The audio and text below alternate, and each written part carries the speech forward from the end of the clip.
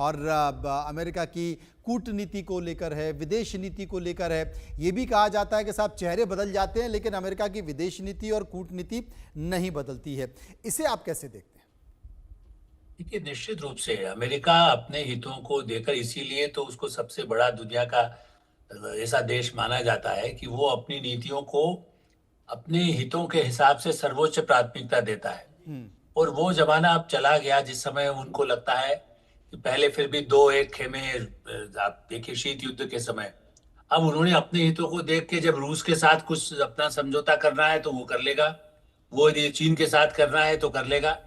भारत के बारे में भी कहा जाता है कि भाई ये क्या करते हैं आप, तो उनके साथ भी, चीन तो हमारे साथ गड़बड़ करता है, उसके साथ भी आप आर्थिक संबंध बना लेते हैं। तो कुछ नीतियों को लेकर के, जैसे हम आक्रामक हैं आतंकवाद के खिलाफ पाकिस्तान को लेके, ऐसे ईरान से उसका पुराना जो एक रुख है उनमें ज्यादा बदलाव नहीं आया। आप देखिए पिछले कई वर्षों से, इस दृष्टि से ये सही है, रिपब्लिक हो या डेमोक्रेट हो, नीतियां हैं। लेकिन हाँ, ट्रम्प की नीति मुझे लगता है कि, मैं बार बार ये कहूंगा कि पहले से ज्यादा अति एक एक्सट्रीम लाइन लेकर के वो अपने देश को समृद्ध बनाने का जो उनका एक अपना संकल्प है कि आर्थिक दृष्टि से भी वहां के लोगों का टैक्स कम हो, बाहर वालों का हो।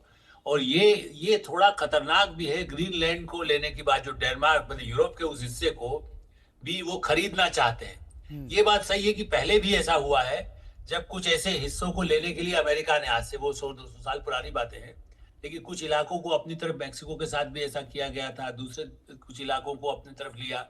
लेकिन आज के युग में कनाडा को भी भारत उस अमेरिका का हिस्सा बना ले, लेकिन उस पर दबाव बनाने के लिए, लेकिन उसमें कोई युद्ध करके नहीं।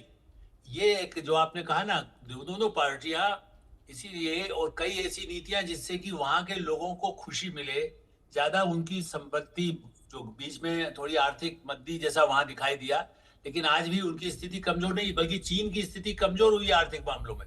और इसलिए चीन भी अब चाहता है अमेरिका और भारत के साथ आर्थिक रिश्ते रहे। अब उसमें दोनों के बीच में सामरिक मुद्दे जरूर बने रहेंगे। चीन जिस तरह से हर क्षेत्र में, समुद्री क्षेत्र में दूसरे देशों की तरफ अपना जो आगे बढ़ाता है कदम, उसको लेकर के काउंटर करने में ट्रंप और अधिक उन देशों के साथ, और एशिया मुझे लगता पैसिफिक है कि जिसको शायद कहते इसलिए हैं, उसमें अमेरिका बढ़ेगा। एशिया पैसिफिक पर ज्यादा ध्यान देगा। वहीं ट्रंप की शपथ से पहले एक बड़ा बयान आ गया है ईरान से। ईरान के विदेश मंत्रालय के प्रवक्ता इस्माइल बोल रहे हैं कि उम्मीद है कि ट्रंप ईरान के हितों का सम्मान करेंगे। यानी कि तमाम देशों से जिनकी चर्चा लगातार हो रही है कि ईरान को लेकर क्या होगा, अफगानिस्तान को लेकर क्या होगा, कैसी नीतियां होगी, किस तरह के संकेत निकल कर आ रहे हैं, तो आपको बता दें कि ईरान से भी बयान आ चुका है। विदेश मंत्रालय के प्रवक्ता ने साफ तौर पर कह दिया है कि उम्मीद है कि ट्रंप ईरान के हितों का सम्मान रखेंगे। दिलीप चरियन साहब, क्या कहेंगे इस बयान पर?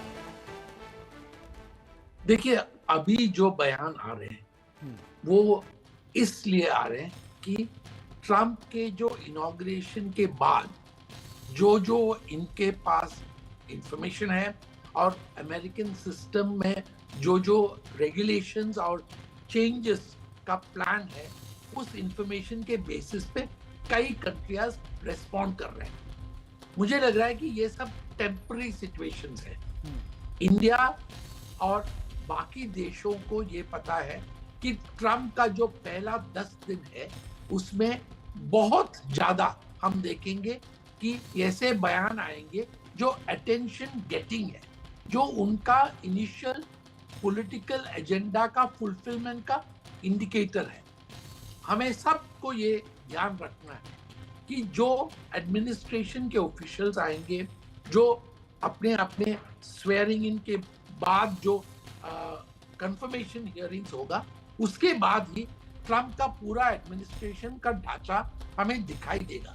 अभी हम जो देख रहे हैं वो सिर्फ बाकी देशों का रिएक्शन है कि ट्रंप के प्रेसिडेंसी के क्या रेस्पॉन्स होना चाहिए। जो हम ऑब्जर्व करते हैं ये है कि जो ऑफिशियल्स अपने जगह पे आएंगे वही कई चीजों पे डिसीजंस लेंगे। तो ये इनिशियल रिएक्शंस है और हमें, ये शुरुआती दौर है, शुरुआती दौर में बयानबाजी हो रही है। लेकिन यहाँ पर पाकिस्तान को लेकर चर्चा करते हैं।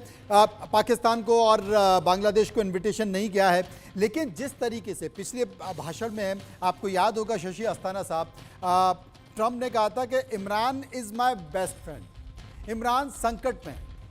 वहां पर लगातार सरकार रशिया और चाइना अपने लिए क्रिएट करेंगे। तो इन स्फीयर्स ऑफ इन्फ्लुएंस से लड़ने के लिए, उनको न्यूट्रलाइज करने के लिए ये अति आवश्यक है कि अमेरिका भी वहां पर अपने खिलाड़ी खड़े करे, अपने एजेंट्स को खड़े करे।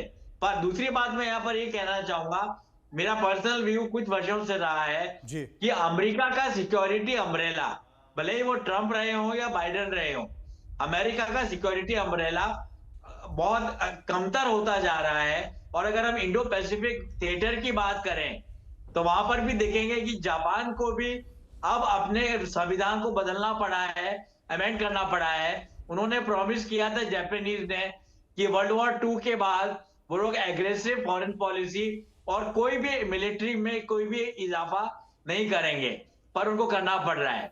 मैं बात कर रहा हूं बूट्स ऑन ग्राउंड्स की। जी। तो मुझे ऐसा लगा जब अमेरिकी विड्रॉल हुआ बड़े ही केओटिक तरीके से, बड़े ही एनार्किक तरीके से अफगानिस्तान से, तो उस समय ये बात बड़ी इंपॉर्टेंट थी कि अमेरिकी बूट्स ऑन ग्राउंड, मतलब अमेरिकन मिलिट्री प्रेजेंस वहां रहे और उनके साथ कॉन्ट्रैक्टर्स, सब कॉन्ट्रैक्टर्स और ऑयल का जो आर्ग्यूमेंट हम देते हैं और जो weapons being the national interest of America, ये जो हम बात करते हैं, ये सारी चीजें वहां रहती और अमेरिकन फोर्सेस वहां रहती तो तालिबान नहीं आता। तालिबान नहीं आता, लेकिन अमेरिका चला भी गया और अपने हथियारों का जखीरा तालिबान के हाथ में सौंप कर चला गया, जिसका बार बार जिक्र पाकिस्तान भी करता है। आलोक जी, बड़ा महत्वपूर्ण सवाल पूछ रहा हूं।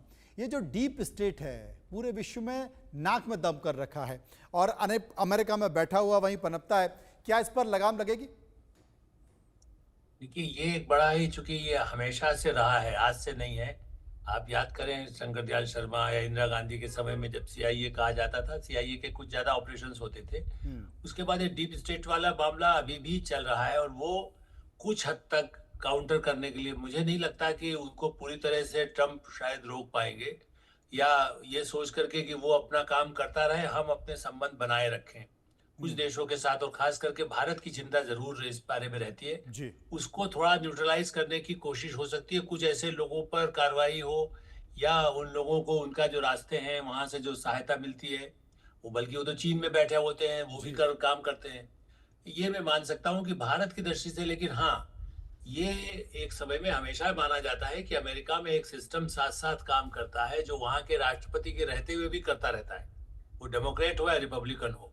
इसलिए इसमें तो हमें हमेशा थोड़ा वार्निंग दे के सौदे, जिसको कैसे, जैसे फ्रांस के साथ हमारे रिश्तों में ऐसी कोई कड़वाहट नहीं आती, ब्रिटेन में भी खालिस्तानियों को इस दृष्टि से, मैं बल्कि इससे ज्यादा ये कहूंगा, ये परीक्षा का होगा मामला कि खालिस्तानियों को, चूंकि मैं फिर से याद दिलाऊंगा, लगातार उस समय रेगन के समय में भी जब हम खुद मौजूद थे वहां, तब खालिस्तानियों के प्रदर्शन वहां भारत का प्रधानमंत्री जब जाता है तो करते थे। बीच में कुछ गतिविधियां बाइडेन के समय में हुई जी। मैंने उसके बाद में कट ऑफ यहाँ पर सीधे इसलिए आता हूँ क्योंकि वहां पर हमारे दूतावासों के आसपास जितनी घटनाएं हुई, लंदन में घटनाएं हुई, उन सबको, ऐसे जो तत्व हैं उनके खिलाफ नियंत्रण के, भारत के साथ संबंधों को बढ़ाने के लिए कोई तरीका ट्रंप अपना सकते हैं या उन पर कोई तरीका अपना दबाव सकते हैं, तो उसके रहेगा। संकेत दे सकते हैं। शुक्रिया मनन द्विवेदी साहब का करेंगे, शुक्रिया दिलीप जी का करेंगे, शुक्रिया हम करेंगे शशि अस्थाना साहब का, जो विस्तार पर मेरे साथ चर्चा